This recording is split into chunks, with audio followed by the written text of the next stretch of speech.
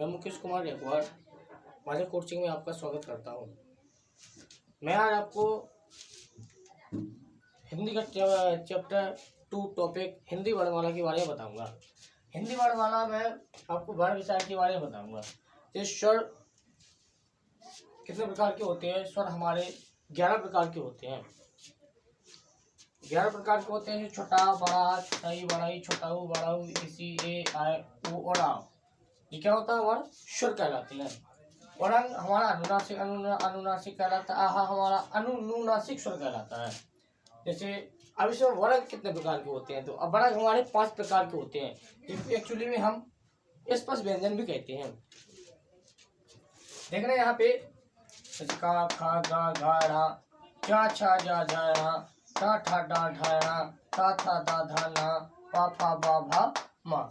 अब इसको हम क्या बोलते हैं? का को का वर्ग बोलते हैं, चा को हम चा वर्ग बोलते हैं, टा को हम टा वर्ग बोलते हैं, इसको ता को ता वर्ग बोलते हैं, पा को पा वर्ग बोलते हैं। इसको शॉर्ट नेम में कह सकते हैं कचट तब बोलते हैं, कचट तब बोलते हैं। अब इसको हम स्पर्श व्यंजन भी कहते हैं। इसके में आगे मैं आपको बता दे रहा हूं कि हमारे अंतस्थ व्यंजन क्या होते हैं और ऊष्म व्यंजन क्या होते हैं।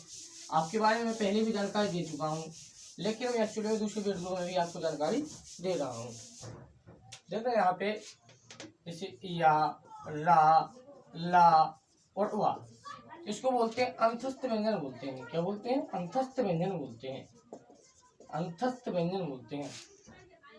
शा, शा, शा और हा, इसको बोलते हैं ऊष्म व्यंजन बोलते हैं, ऊष्म व्यंजन। अब ऊष्म व्यंजन कैसे? जैसे अंतस्थ व्यंजन या, रा, ला, वा, या, रा, ला, वा। और देख रहे हैं यहाँ पे ऊष्म व्यंजन है शा, शा, शा, जिसमें ऊष्मा का संचार हो, ऊष्मा का संचार हो, जिसमें ऊष्मा एक तेज लगे, ऊष्म व्यंजन कहलाता है। जैसे छा, छत्री, त्रा, त्रिशूल और ज्ञानी, इनको और एक शरा, इसको क्या बोलते हैं? संयुक्त व्यंजन बोलते हैं, संयुक्त व्यंजन बोलते हैं। क्या बोलते हैं? संयुक्त। अब जी बनती कैसे हैं? तो छा को, छा छत्री को कैसे बनाएंगे? जैसे का और सा मिलकर क्या बनती है? छा छत्री का निर्माण होता है हमारा। ठीक है। त्रा का ता और रा, मतलब त्रा को कैसे बनाएंगे हम? त्रा, जैसे त्रा को बनाएंगे ता और रा, ता और रा के मिलने से क्या बनता है हमारा? त्रा त्रिशूल बनता है।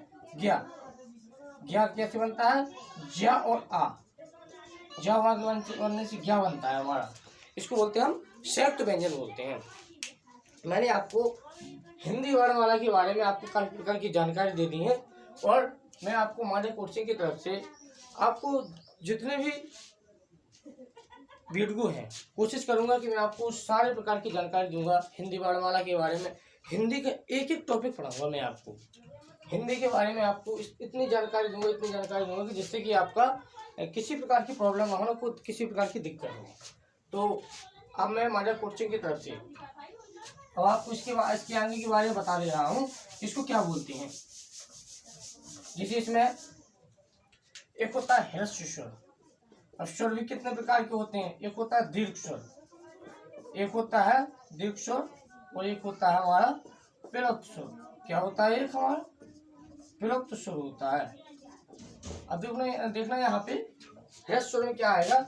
छोटे छोटे अक्षर, जैसे छोटा ई, छोटा आ, छोटा ई, छोटा ऊ और छोटा वाला ऋषि जी, क्या हमारा ह्रस्व स्वर है। दीर्घ स्वर में बड़ा आ, बड़ा ई, बड़ा ऊ और ए, आए, ओ और आ, ये हमारे क्या हो जाएंगे? हमारे दीर्घ स्वर हो जाएंगे। प्लुत स्वर में क्या? जैसे ओम, सटीक उदाहरण है ओम, ये क्या है? हमारे दीर्घ स्वर है। अब यहाँ पे मैं आपको एक चीज और बता दे रहा हूं कि हमारे 3 प्रकार के स्वर होते हैं। अब कई प्रकार इसमें संयुक्त स्वर भी होते हैं। संयुक्त स्वर, क्या?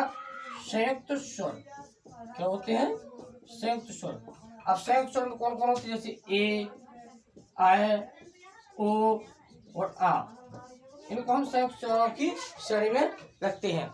हाँ, हम आपको बता दे रहे हैं कि हिंदी की वर्णमाला में आपको अगर छोटी छोटी जानकारियां हैं तो समझ लेना आप हिंदी के बारे में बहुत कुछ जानकारियाँ रखते हैं। हिंदी वर्णमाला में आपको ये तो पता चल गया होगा कि स्वर कितने प्रकार के होते हैं। स्वर किस तरह से आप इसमें कई प्रकार के